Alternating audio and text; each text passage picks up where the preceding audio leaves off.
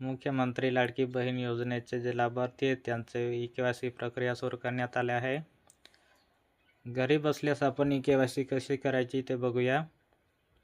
आपल्या मोबाईलमध्ये Chrome browser किंवा दुसरा कोणताही ब्राउझर राहिला त्याच्यावरून आपण करू शकतो.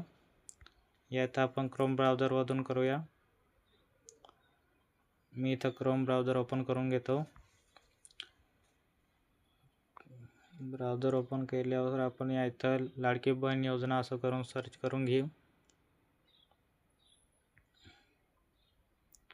या इथं मी सर्च केलं आहे मुख्यमंत्री माझी लाडकी बहीण योजना अशी आपल्याला पहिली साईट दिसून येईल. याच्यावर आपल्याला क्लिक करायचं आहे.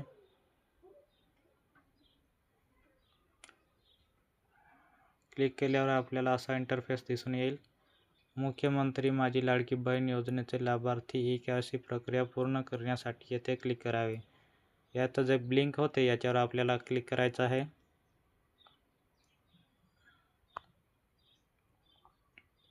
क्लिक केल्यावर आपल्याला असं दिसणार.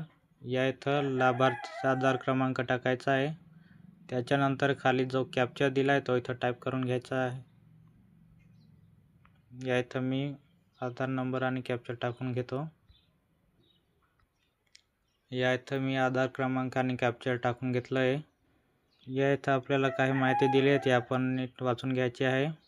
त्याच्यानंतर इथं खाली मी सहमत आहे आणि मी सहमत नाही असं दोन ऑप्शन आहेत. याच्यामधून आपल्याला मी सहमत आहे हा ऑप्शन क्लिक करायचा आहे. क्लिक केल्यावर आपल्याला इथे OTP पाठवा म्हणून दिसणार. याच्यावर आपण क्लिक करून घ्यायचं आहे. क्लिक केल्यानंतर थोडा टाईम लागेल. या इथं OTP येईल आपल्याला. या इथं आपण ज्या लाभार्थीचे KYC करत आहे त्या लाभार्थीच्या आधार कार्डवर जो मोबाईल नंबर लिंक असेल त्याच्यावर एक OTP जाईल. तो आपल्याला टाकायचा आहे. हे लोडिंग होते. पूर्ण झालं का आपल्याला OTPचा ऑप्शन दिसणार. या इथं आपल्याला OTPचा ऑप्शन येऊन लागला आहे.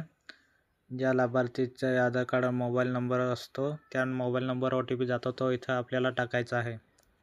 मी इथं OTP टाकून घेतो.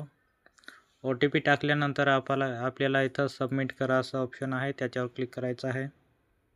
या इथं OTP टाकून झालं आपलं. इथं सबमिट करा या ऑप्शनवर क्लिक करायचं आहे.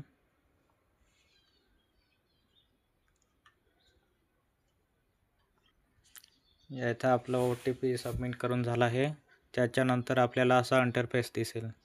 या इथं आपल्याला वडिलांचा किंवा पतीचा आधार क्रमांक टाकायचा आहे. त्याच्यानंतर सेम प्रोसेस आहे. इथं खाली कॅप्चर टाकून घ्यायचा आहे आणि मी सहमत आहे याच्यावर क्लिक करून खाली OTP पाठवा म्हणून करून घ्यायचा आहे. या इथं मी टाकून घेतो. या इथं मी आधार क्रमांक आणि कॅप्चर टाकून घेतला आहे. या इथं मी सहमत आहे याच्यावर क्लिक करून घेऊ आणि OTP पाठवा म्हणून याच्यावर क्लिक करून द्यायचं आहे. अजून वडिलांचा किंवा पतीचा जो आधार आहे त्याच्यावर जो मोबाईल नंबर असेल त्याच्यावर OTP जाईल तो टाकायचा आहे आपल्याला.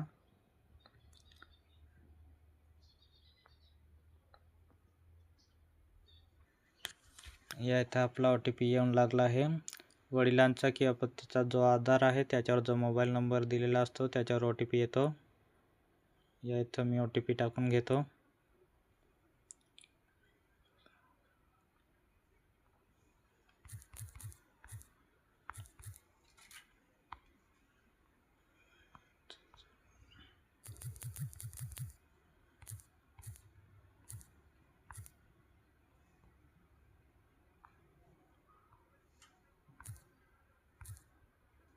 या इथं सबमिट करा म्हणून ऑप्शन आहे याच्यावर क्लिक करायचं आहे.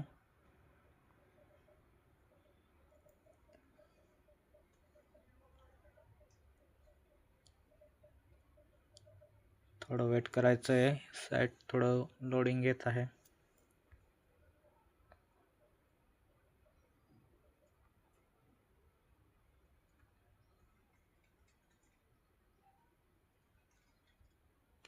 या इथं सबमिट आहे. तोपर्यंत आपण आपल्या चॅनलला सबस्क्राईब आणि नोटिफिकेशन बेल आयकॉन प्रेस करून घ्यायचे आपल्या चॅनलवर अधिक माहिती, नवीन असं अपडेट येत राहतात. यात आपल्याला OTP टाकल्यानंतर असा इंटरफेस दिसून येईल. यात आपल्याला जात प्रवर्ग निवडून घ्यायचा आहे. आपला जो काही जात प्रवर्ग असेल तो निवडून घ्यायचा आहे.